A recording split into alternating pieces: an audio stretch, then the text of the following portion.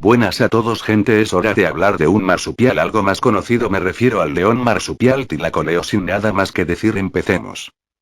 El Thylacoleo, también conocido como león marsupial, poseía un cuerpo un poco más grande que el león, era mucho más robusto, y podía llegar a pesar 200 kilogramos, lo que lo convierte en un depredador en toda regla.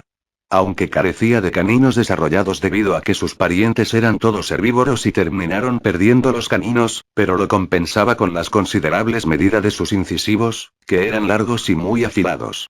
En cuanto al resto de sus dientes, tenía unos terceros premolares similares a cuchillas para desmenuzar la carne. Sus mandíbulas eran las más fuertes mandíbulas en comparación de todo el reino animal, mucho más poderosas que la de las hienas, por lo que se cree que podía romper huesos y partir cuellos fácilmente. Se cree que este animal trepaba los árboles y luego se lanzaba de un salto al cuello de su presa, matándola con un mordisco preciso que cortaba la yugular y la respiración. También podía atacar a sus presas, como el Procoptodon, corriendo a gran velocidad y saltando sobre la presa, de forma que el golpe la tumbaba y luego la mataba con su mordisco letal en el cuello. Las garras del Thylacoleo eran algo pequeñas, pero tenía un rasgo bastante extraño en las patas delanteras, pues a diferencia de muchos mamíferos carnívoros, tenía un pulgar oponible, herencia de sus antepasados arborícolas, pero que no desapareció. Es más, se especializó y desarrolló una gran garra curvada que abría el vientre de las víctimas de forma similar a como lo hacían los dromeosaurios. Tenía unas orejas bastante grandes que le permitían escuchar el movimiento de sus presas o de un depredador, además tenía una cola bastante larga que equilibraba su cuerpo. El cráneo Thylacoleo, cráneo, vista lateral y frontal del cráneo. En base a los descubrimientos de muchos cráneos de Thylacoleo en el sur de Australia, se puede saber bastante sobre el cráneo de este animal. Tenía un cráneo alargado con unas grandes órbitas oculares que hacían que los ojos apuntaran hacia adelante, y como eran muy grandes, se cree que este animal también cazaba de noche. Las representaciones rupestres nos sugieren que el Thylacoleo tenía unas grandes orejas triangulares similares a las de los gatos, y que seguramente las pudiera mover para escuchar los sonidos de cualquier dirección. Además, las pinturas nos dicen que tenía un hocico bastante grande y que tenía bigotes. También tenía un buen olfato. Sus dientes eran bastante extraños y no se ajustan al típico depredador mamífero. Sus antepasados eran animales arborícolas y herbívoros, de forma que, al ser marsupiales diprotodontos, perdieron los caninos y sus incisivos se hicieron más grandes. Esta característica fue heredada por el Thylacoleo.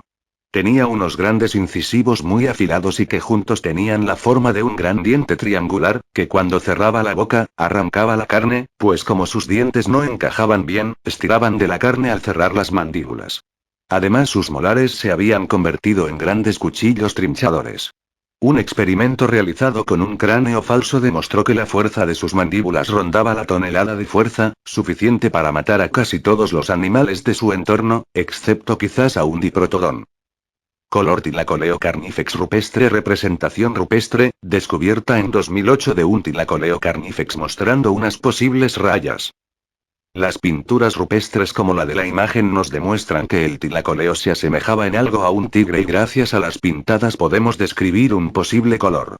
Tenía pequeñas rayas negras poco espaciadas entre sí que iban desde el cuello hasta la cola. Estas rayas las utilizaba de forma similar a los tigres, para esconderse entre los árboles y abalanzarse sobre su presa.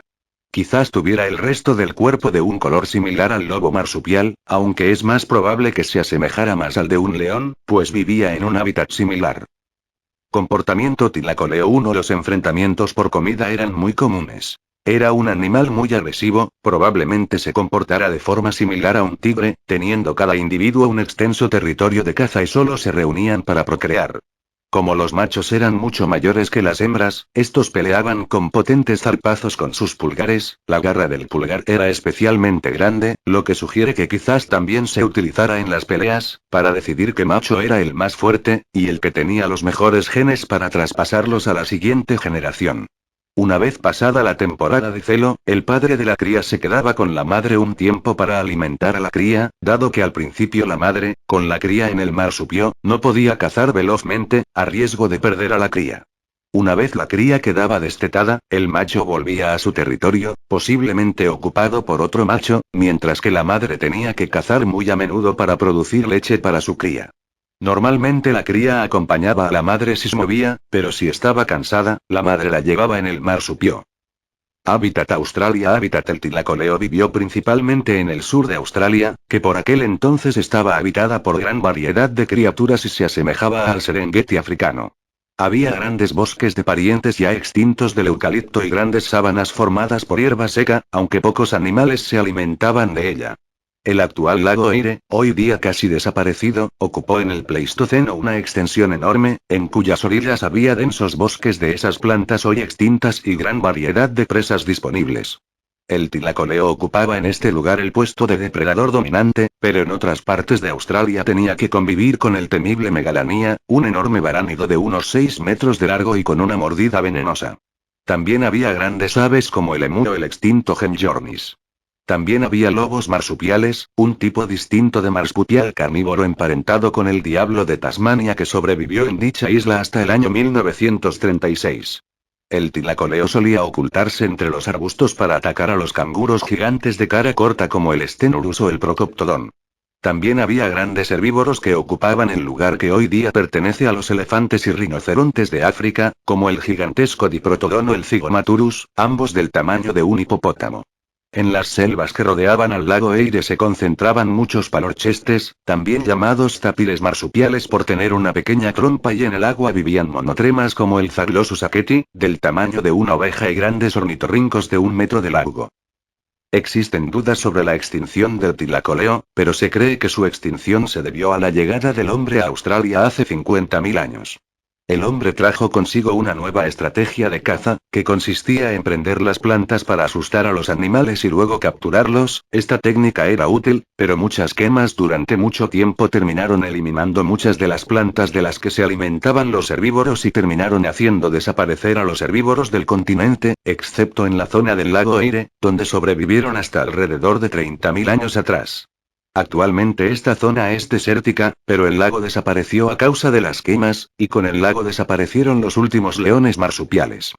Este gran carnívoro convivió con animales como son el megalanía, el rey de Australia, marsupiales como el Procoptodon, el gigantesco cocodrilo conocido como quincana, el colosal Diprotodon, el curioso Hemjornis, entre otros animales. ¿Dónde más sale? Aparece en documentales como megabestias y criaturas titánicas. Acá está una imagen.